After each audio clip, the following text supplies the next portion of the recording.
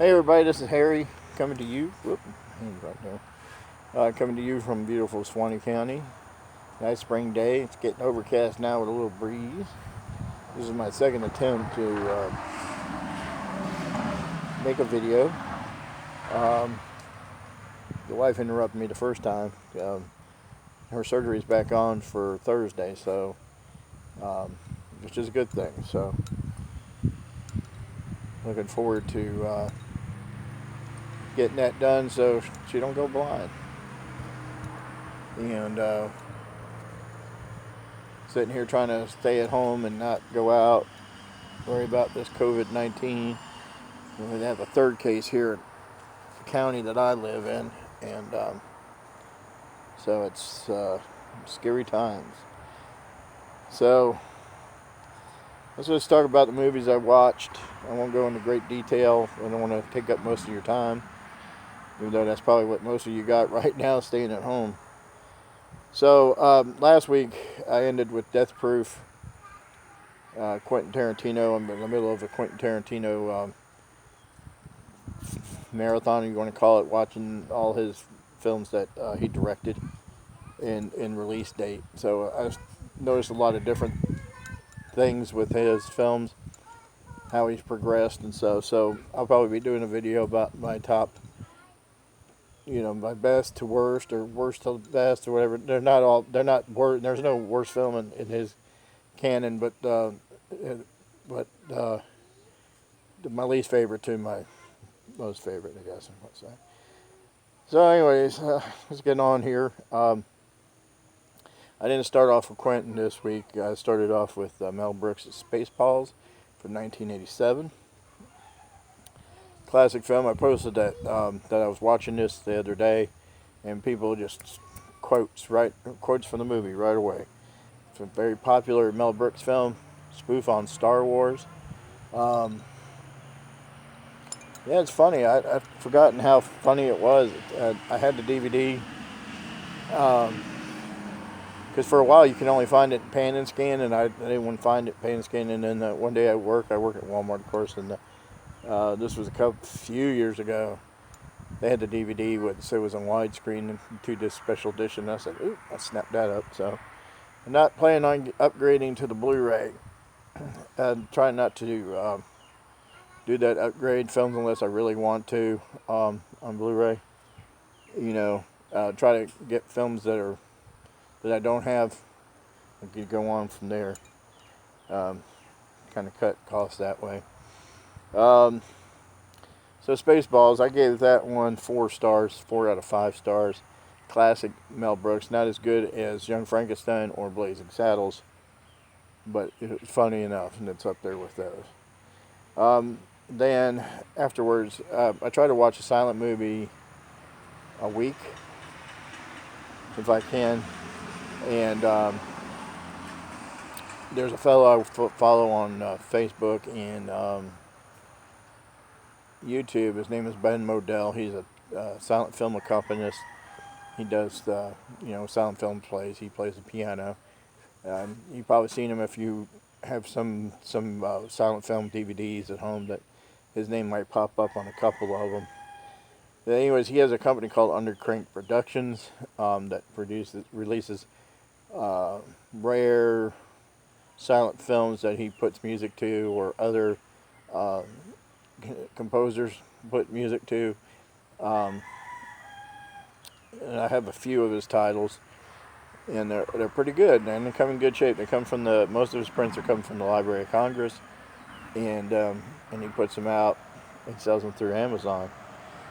But anyways, this one was released on YouTube. He gave a freebie, I guess a few years ago, and I was trying to watch something different besides the same old, Charlie Chaplin, Buster Keaton,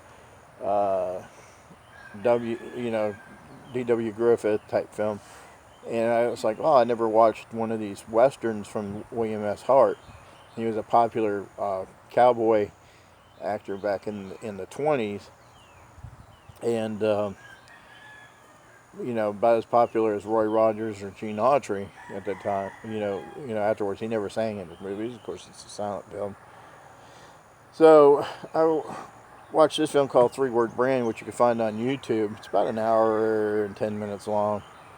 And I gave that one 3 stars. And it's about 2 brothers who are twin brothers, got separated after the father gets killed during an Indian raid, where they're heading west or in Utah. And one goes to a ranch, and another one goes home to another family, and one becomes governor of the state, of the territory, actually, it's a territory, and then one becomes a ranch hand, and he gets accused, the ranch hand gets accused of murdering another guy that used to work on there, on the ranch, who was cattle wrestling for another ranch that was next door. I gave that one 3 stars. It was pretty good. If you want to find it, it's called Three Word Brand. It's W.S. Hart. If you're into early westerns, it's pretty good. So I'll be looking out for more William S. Hart if I can find them. Then the wife asked me the other day to rent the Tom Hanks movie, A Beautiful Day in the Neighborhood, about Mr. Rogers. So I found it on Amazon Prime, or Amazon, and rented it for, tried to watch it off and on. I kept falling asleep because I had taken NyQuil and stuff. So I watched part of it. I have to rewatch the whole thing. But I gave that 3.5 stars out of my wife's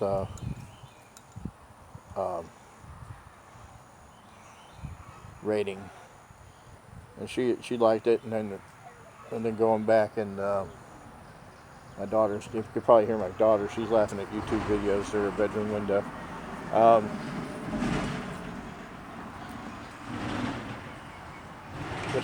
my wife went looked through YouTube and looking at old Mr. Rogers videos and stuff like that. So, brings back a lot of memories.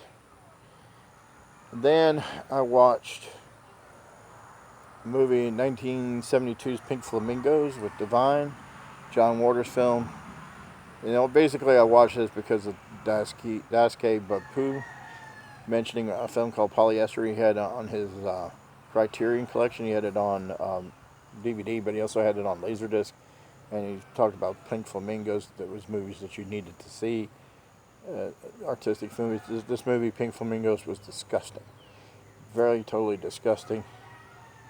I would have given it no stars, or at least 1 star. I gave it 2 stars. And out of 5, and I don't know why. Excuse me. But it was pretty disgusting.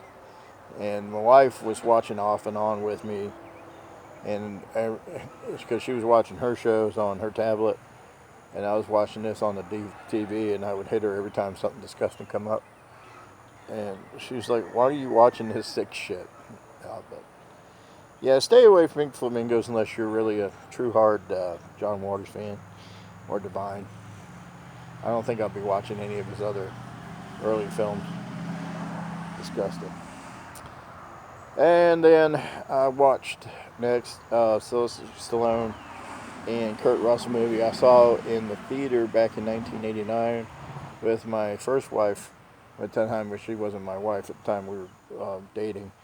Tango and Cash, Sylvester Stallone, Kurt Russell, like I said. I actually purchased it from Walmart.com.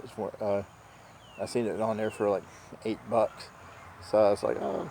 So I had it shipped to the store I work at, picked it up, and watched it. It was good to have and watched. My Stallone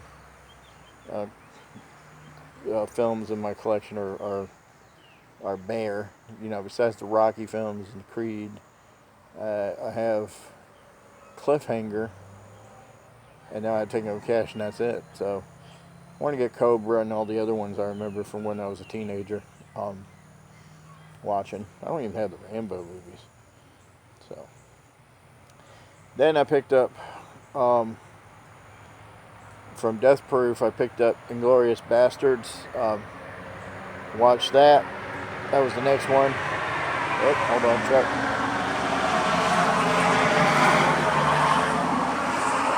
That was the next one. I watched 2009 Quentin Tarantino film, Brad Pitt, and Christoph Waltz, Eli Roth, Michael Fassbender, Diane Kruger, bunch of actors in this film. Great film. Actually forgot about it. I remember watching it and falling asleep during it, but I was able to stay awake this whole time and watch it. And I gave it 4 out of 5. The reason why I didn't get 5 stars because of the length. It was a little lengthy. But you know that going into Tarantino films, they're kind of. I watched Django last night, and that was almost 3 hours long. But Inglourious Bastards. Then I watched the other day a Netflix movie, or on Netflix, a Mark Wahlberg film. I was looking for something different to watch, and I realized that I hadn't watched anything in 2020 yet. That was released in 2020. So I watched this movie called Spencer Confidential. I gave that 3.5 stars. He plays a Boston cop who beats up his captain. He winds up going to prison. He was kind of set up. Goes to prison, and then when he gets out 5 years later, he finds out the bad cop corruption. One of his best friends got killed. A lot going on in the film, and it's not the best, but the location shooting and the cinematography was good, and that's why I gave it 3.5. Stars Mark Wahlberg, Winston Duke, Alan Arkin, Michael Gaston, Colleen Camp, a bunch of different people. This was released this year. It's on Netflix, called Spencer Confidential.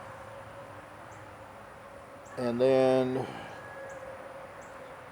I watched the other day, I pulled off the DVD off the shelf. I hadn't watched in a while, a Western called Bend of the River with James Stewart. And that came out in 1952. Great film, good Western. I like when Jimmy Stewart plays dark characters in films. And this one does it for me. I mean, he plays dark character with a past, but well done, beautiful scenery. I think it's Wolfgratz. His name was David Humble. Anyways, on Facebook said that there was a problem. The picture quality wasn't that great, it's because it's DVD. But he said the Blu-ray version of this too was the color was bad on it as well. It's also starred Arthur Kennedy, Rock Hudson, Julie Adams, Chubby Johnson, Stephen Fetchit, Harry Morgan from MASH. It was directed by Anthony Mann. I gave that 4 stars. And then the last but not least, I watched Django Unchained last night. Quentin Tarantino, almost done. I got, I think, 2 more left. The Hateful Eight and Once Upon a Time in Hollywood, and I'll be done. 4.5 stars. I gave Django Unchained. You know that stars Jamie Foxx and oh goodness sakes, Christoph Waltz, Leonardo DiCaprio, Kerry Washington, Samuel L. Jackson. Seems like he's in a lot of Quentin Tarantino films. One way or the other, he gets in there. He was even in Kill Bill, just for a little bit. But great film. Django Unchained. Tell us what you watched, what you think of these movies. Tell me what you think about Pink Flamingos.